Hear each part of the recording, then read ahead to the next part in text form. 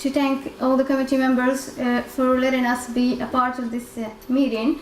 And I would like to thank Professor Adamo for supervising this study entitled Hypocomplementemia and Systemic Lupus Erythematosus, When Can We Evoke a PID? So, systemic lupus erythematosus is a chronic autoimmune disease characterized by the loss of tolerance to self-antigens, which remarkably characterized by the production of a large number of autoantibodies and the deposition of complement-fixing immune complexes. The early complement components deficiency frequently leads to development of autoimmunity cases such as systemic lupus erythematosus. And as you know, the complement system consists of more than 30 soluble blood proteins that are part of the innate immune system. The C3 and C4 are the most abundant proteins, and it's activated through three pathways: the classical and the alternative pathways and lectin pathway. The aim of our study was to investigate the association between C3 and C4 hypocomplementemia and systemic lupus in the first place. And the second phase is to evoke or eliminate a potential hereditary etiology of the complement system deficiency.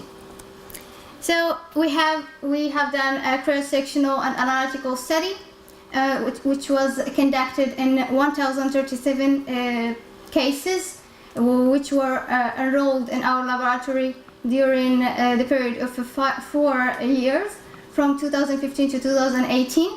Those cases was benefited from the dosage of C3 and C4 fractions performed by nephelometry, and the cases with C3 and C4 hypocomplementemia were diagnosed with the systemic lupus following the clinical characteristic and followed by immunodirect immunofluorescence to detect antinuclear antibodies, and the detection of the identification of extractable nuclear antibodies and anti-DNA was performed by ELICIA and immunodot.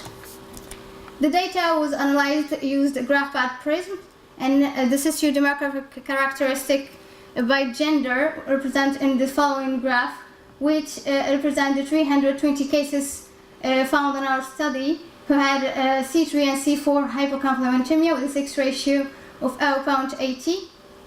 We had 44.47% female males and 55.52 females. The socio-demographic characteristic represented here is by age, and which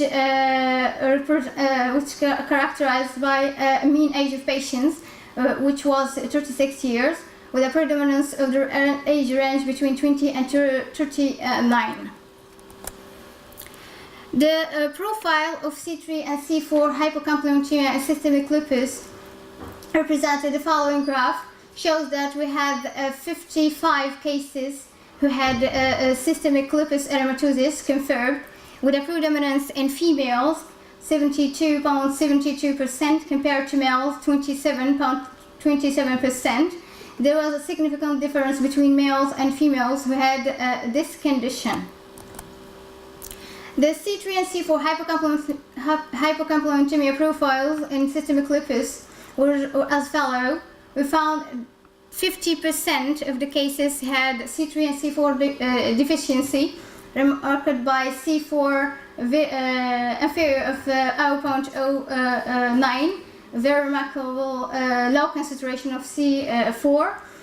Almost 49% had C3 deficiency, and no isolated C4 deficiency was noticed in our study, which is very rare case compared to the other studies has been done in the other population. The clinical characteristic of this studied population for C3 systemic lupus and C3 and C4 hypocomplementemia condition were associated significantly to nephritis compared to other manifestations. The screening for antinuclear antibodies by indirect immunofluorescence shows a high positivity to antinuclear antibodies was observed in 41 cases, equal 74% of the cases, and for the screening for anti-DNA shows a high positivity with 60% of the cases who had anti-DNA positive. The screening for extractable nuclear antibodies shows, as you can see in the following figure, that almost more than 40% of the cases had anti-SMID and anti-SSA, anti-nucleosome antibodies, which were more frequent in C3 and C4 hypocomplementemia compared to anti-SSB and anti-histones. The association with autoimmune disorders may occur in at least 2 possible cases according to literatures. The first one is a defective clearance of immune complexes, and the second is an intense activation of complement system, which as a result give an autoreactivity and a damage to certain organs with a low concentration of complement. I tried to summarize the possibilities discussed in the previous studies and in the following figure, which start with the genetic deficiency of C4 and C3, which gives as a result a low concentration of C3 and C4, and then a defective Treg DC loop, which is very important in the self-tolerance, and which gives autoreactive T cells, plus a defective clearance of immune complexes and apoptotic cells, which activate autoimmune process and give as a result such manifestation as systemic lupus erythematosus with 45% of sensitivity and 96% of specificity. The other part that explains such association is starting with autoimmunity case such as systemic lupus, which gives a lack of inhibition of a classic pathway and alternative pathway that give as a result a C3 and C4 conception, so and C3 and C4 deficiency, hypocomplementemia.